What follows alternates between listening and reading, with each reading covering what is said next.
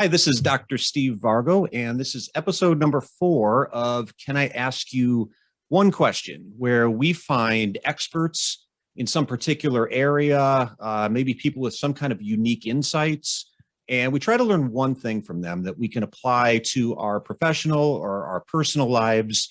And I have with me here today Dr. Ryan Gustus, and Ryan is a 2011 graduate of the IU School of Optometry, and he completed a residency in ocular disease at the Fort Wayne VA Hospital in 2012.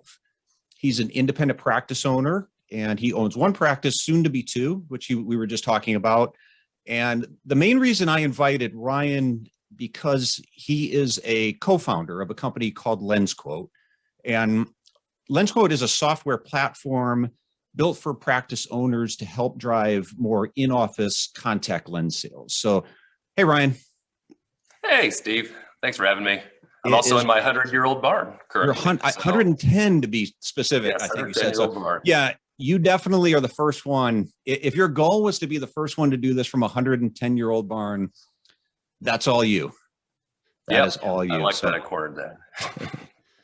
So, Ryan, it will come as no surprise to you, and probably not much of a surprise to anyone who listens to this, that it's become not impossible, but increasingly challenging to generate revenues off the sale of contact lenses.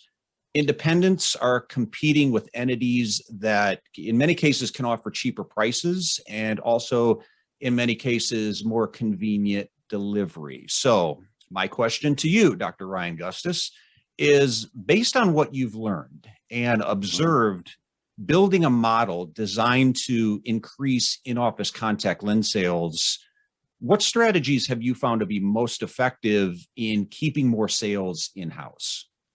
Yeah, I think to first go a little bit, in the clouds a little bit. I think one of the things that we're all set up this way as doctors, right? We go to school, we learn how to be doctors, we learn how to educate our patients, and we take that same approach to staff and sales.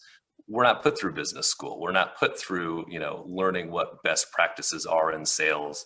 And so it's tricky. And so then you get into it that now you're a business owner. A lot of your, viewers are, that you're taking that same approach and it's not giving that same results that maybe you get with the patient from a medical conversation point of view. And so you then start to feel kind of trapped.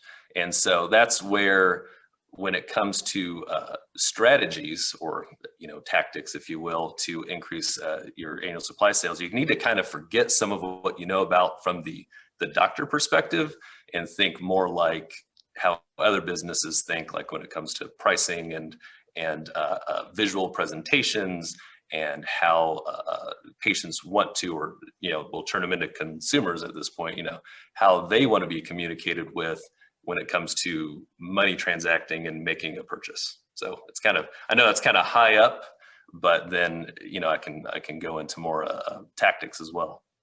Yeah. So you've mentioned something before, and we've talked about this.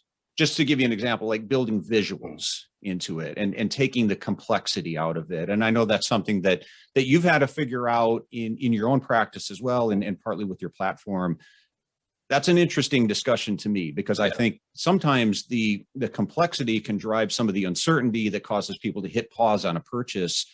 So how do you take that complexity out of it and make it a simpler, a simple decision, or an easier decision, I guess I should say? Yeah. And actually hit the nail on the head. So part of it is simplicity. And so one thing I want to give like a rah-rah to all the doctors and my colleagues out there is that we always feel like the patient maybe doesn't want to buy from us, or sometimes that's the case, or it feels like if they do, you've won, you've convinced them to do something. And when you have that mindset or approach, then they kind of feel that too. But the reality is they come into your office wanting to buy from you. It's part of that customer journey. They chose you, they like you. Basically all those social constructs say in the end, they want to buy from you. So if they aren't, it's more or less they're confused, they're not sure about something. There's something that has tripped them up. And I think one of those is, talking to the patient a lot about, all the value of buying on the spot, doing a lot of talking and verbals without presentation. It actually comes down to how we think and interpret. So think of yourself like with the used car salesman that's always talking and talking and everyone's talking. Well, the more you're talked to, the more you feel like someone's trying to convince you of something. Mm-hmm. So then as soon as you feel convinced that's the case, you go into defensive mode and then try to find a way to make your decision easier. So then that's whatever my insurance covers, or I guess I'll take 6 months for now. Because if you look at buying 6 months at a time, that's something that happens in a lot of offices. That's the most expensive, complicated way to buy, right? They spend the most that way. They don't get the rebate. They don't get the same level of service from you. So it really on the surface doesn't make sense unless you think about what are they really trying to do? They're trying to simplify their decisions. So one way to do that is visual, like all visual pricing breakdowns, giving them options of some kind. Usually that's a 6 month compared to a year, because a year is always a better value. So it shifts that conversation from total overall spent to total overall saved. That's another strategy. How long should that conversation take at the end? Because I agree with you. There's a less is more component to patient education. And sometimes the more we talk, the more it does sound like we're trying to get somebody else to do something that matters more to us. And it shouldn't, in many cases, it shouldn't take that long to make a clear and compelling case to do something. Yeah. How long should that conversation take? Pretty much seconds. And to your point, think of it this way: the longer you or your staff are tasked to talk about something they're not necessarily comfortable with, because a lot of times who we hire they didn't go through college to become salespeople. So they're not pure experts at this, and it's a very hard thing to be an expert at. So the more you talk, the more nonverbal cues, the more body language that comes out that says, well, I'm not sure of what I'm telling you, so more chance to backtrack. But that's where really seconds. So if it's a visual, it's self-confirming, right? They don't need to ask you another question. You can just look and see what it is. And then highlighting maybe like 1, 2 max positives to buying from you at the time. So, hey, we take your insurance. That's a pain point to have to try to figure that out if you're buying online, or we'll just direct ship this to your house. So you're meeting that new standard where everything is shipped to your house for free. Hey, we'll just ship this to your house. Some kind of value add that says we'll take care of you beyond the sale without going through 7, point slide about it. Yeah. And when you factor in things like if you do offer any kind of a discount on an annual supply or any kind of a rebates, those sort of things, I think there's some preconceived notions that contact lenses are considerably cheaper on the internet. In some cases, maybe there's some truth to that depending on where you go. But I think once you give somebody a breakdown, it starts to formulate in their minds that, well, I'm already here. It's not that much of a difference. And like you said, once you start to add on those value adds, it becomes easier to make that decision. I think there's also a component too that's less tangible, but it's just how much do they like you and trust you and want to do business with you. I think that's still, it sounds a little cliche, but I still think people want to do business with people they like and trust. And yes. I'm that way. And even if I am thinking that I could get some a little bit cheaper somewhere else, I think we've all been in that position where we've looked at somebody and said, I want to do business with you. I'm already here. I like you. I want to do business. Would you agree with that? Oh, absolutely. I mean, take advantage of the fact. I mean, this is why there's so much marketing spend on trying to find a way to get to our patients before they get to us, because that valuable relationship actually has a dollar value to it. And again, that says as much. I mean, there's studies that say people spend up to 20% more than your competitor just to buy from you. And so to that end, it's not that you want to take advantage of that, but just understand that's how much people would actually like to buy from you. You just need to find a way to usually simplify your decision process. And then once you do, it's happy. And another thing that we tend to get into, we tend to think they're looking for bottom price. Like I can get it for $50 a box here, $45 a box here. But really people kind of usually go into a situation of like, I need to be under probably $300 today, something like that in their mind. And so if you've kind of hit that number, whether you're 220 or 280, it's an easy decision. It's, oh, I'm done with this. I don't have to think. There's a pain to having to revisit and think this again. It's just so long as you're, I'm very big proponent on direct shipping to the house. So you've matched that service level. I'm a proponent of doing the discount annual supply, as long as you have your price up accordingly.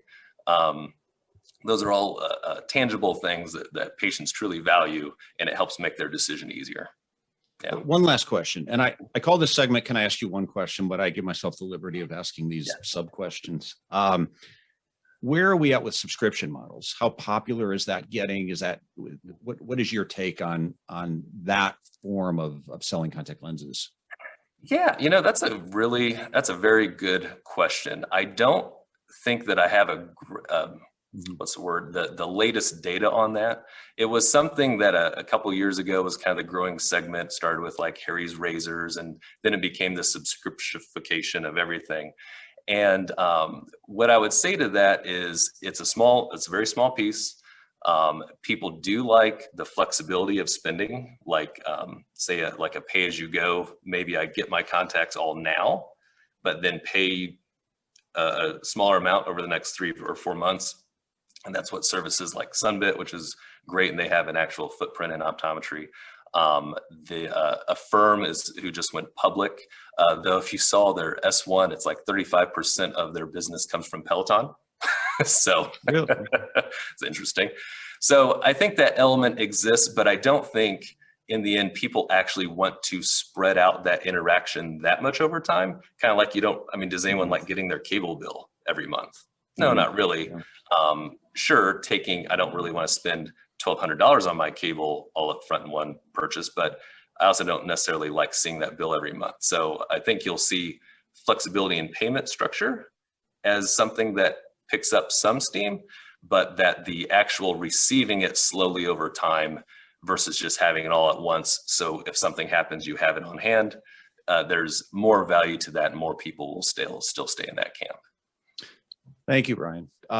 Great stuff. And thanks for jumping on. Keep up the great work with lensquote. And you said you were going to give me a tour of your 110-year-old barn. So we'll jump off here and I'll take you up on that tour. So thanks a lot, Ryan. Thank you very much.